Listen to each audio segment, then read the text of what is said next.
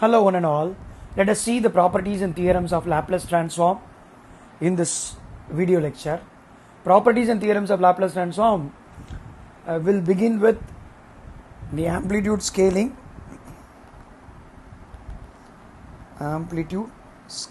property. If the amplitude or the magnitude of a time domain signal is multiplied by a constant, then its Laplace transform is also multiplied by the same constant. If I have a signal x of t whose Laplace transform is x of s, then the Laplace transform of the amplitude scaled version is given by a into x of s. We know how to prove it, because by definition x of s is equal to Laplace transform of x of t, which is equal to integral minus infinity to plus infinity x of t into e power minus st dt. The signal is a into x of t, so I'll substitute a into x of t e power minus st dt. A is a constant which can be taken outside integral minus infinity plus infinity x of t into e power minus st dt. So this becomes a into x of s. Right? This is how it is proven. And the second property is a popular one. It's called linearity property. It states that the Laplace transform of weighted sum of two or more signals is equal to the weighted sum of Laplace transform of individual signals.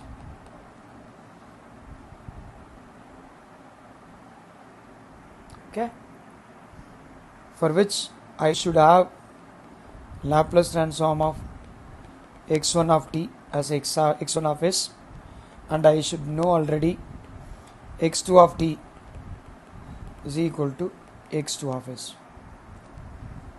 If these things are known to me, I can easily prove it. Proof. How to start it? By definition of Laplace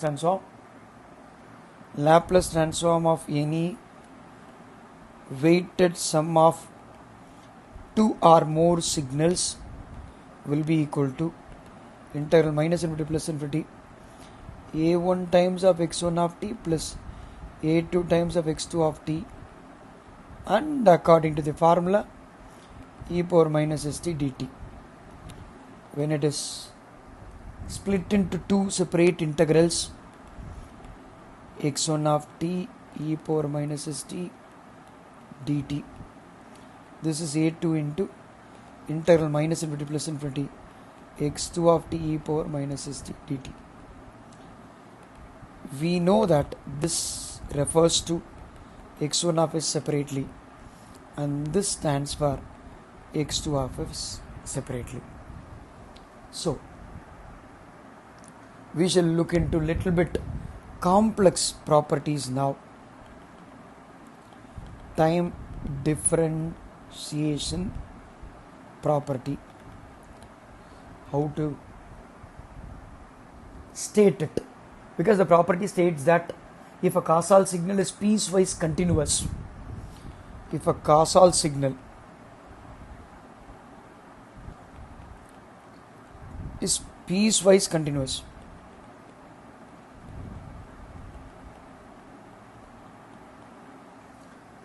and the Laplace transform of x of t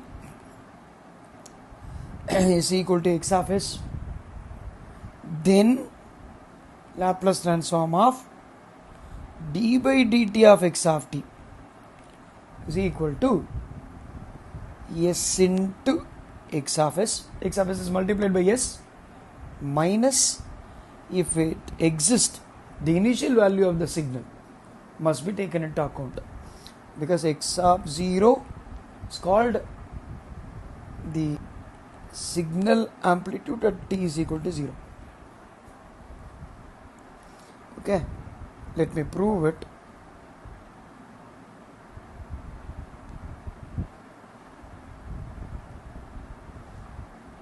Proof. How to prove it? Because x of s is equal to Laplace transform of x of t. Everybody knows about it. It is according to the formula x of t into e power minus st dt. But when I want to consider or calculate the Fourier transform of differentiated version, you should always think about unilateral transform, right?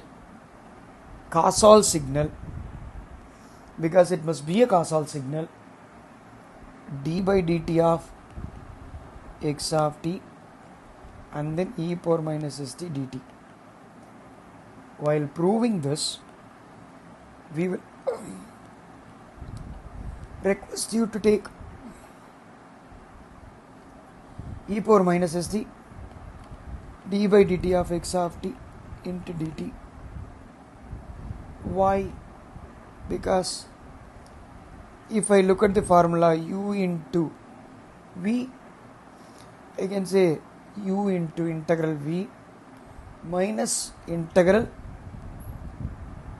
du multiplied by integral v.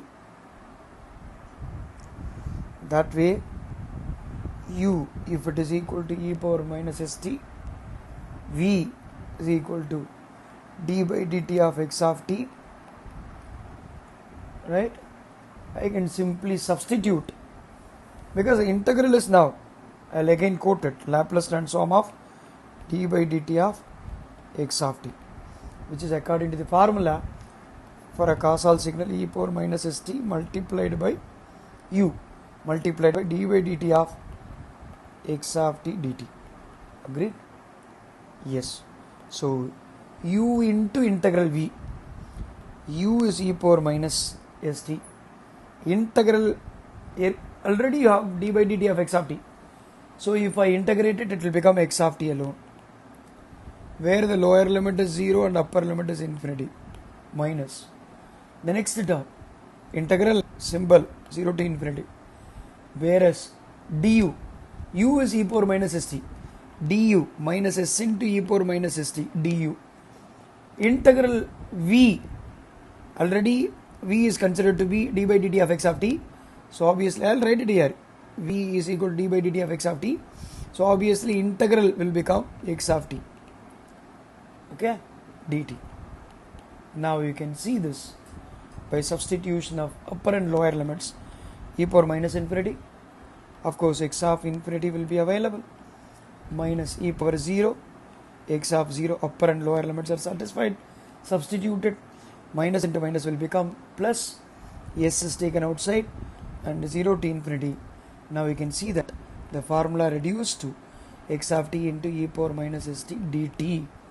Okay, now as you all know, e power minus infinity, yes, so we have only e power 0 is 1, so obviously s into integral 0 to infinity x of t e power minus st dt, you know that this is equal to x of s into s of s, whereas the initial value x of 0 we brought here. Repeat, Laplace transform of a signal in its differentiated version can be calculated from the original Laplace transform multiplied by s, and the DC value x of 0 must be subtracted from it. Okay. I'll go to the next property. The property is time integration property. time integration property states that if a causal signal x of t, let me call this as a causal signal, and its Laplace transform, which is equal to x of s. If a causal signal x of t is continuous and its Laplace transform of x of t is x of s, then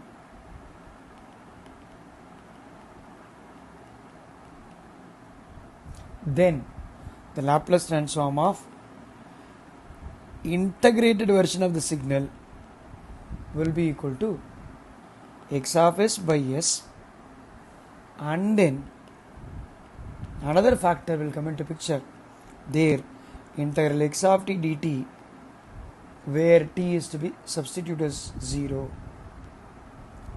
Okay, so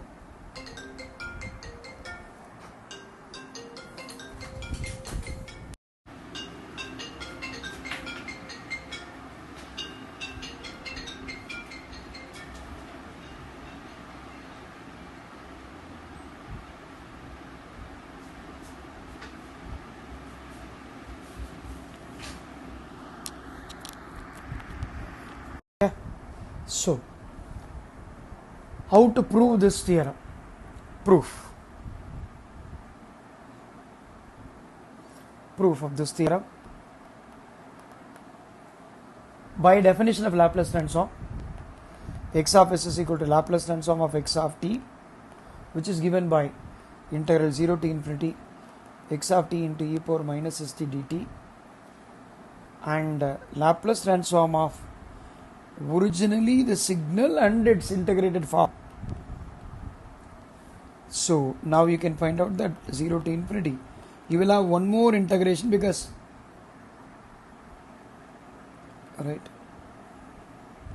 we are calculating the Laplace transform in its integrated form. Okay, according to the formula e power minus st dt appears.